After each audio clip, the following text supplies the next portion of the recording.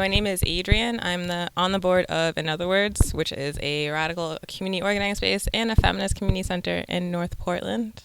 We've been open for 23 years, and we're basically a space where folks can come and gather for events such as the one we're about to have tonight, which is a event put on by the All African People's Revolutionary Party to talk about a recent trip to Ghana. We also host Black Lives Matter Portland, which is a group organizing for Black liberation.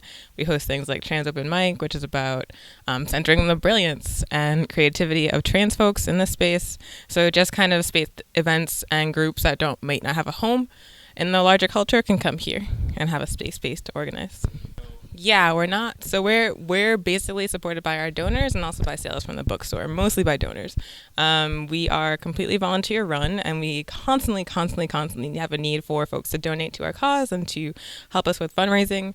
We actually have a Indiegogo happening right now, which folks can find at bit.ly/saveIOW, which is basically to raise some money to pay for the next year of rent, to get some repairs to the space because we're responsible for them.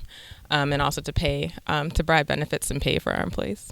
Yeah, this past year has been a really transformative time for the space. We updated our mission statement to make it clear that we are here for marginalized communities to organize.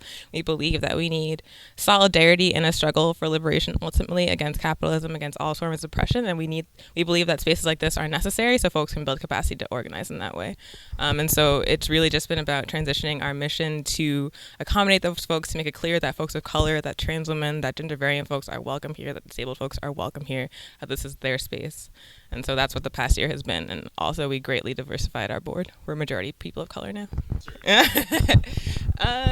Yeah, we are. There's when we first opened, there were about 200 feminist bookstores in the United States. Now we are one of only 13 left. So we're a dying breed, but we still feel it's extremely necessary. A feminist movement is extremely necessary. Radical organizing is extremely necessary because we're still extremely oppressed under capitalism.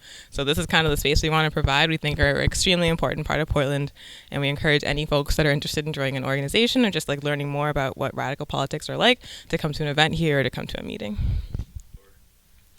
I definitely think Walida Imarisha would be a really, really good choice. She's one of the curators of Octavia's Brood, which is an Afro sci-fi anthology that came out last year. It's really amazing. She's also just a teacher at PSU, a writer and a poet, and she is badass. I would recommend her.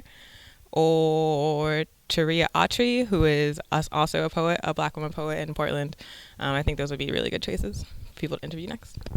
Cutting loose, he's drinking juice.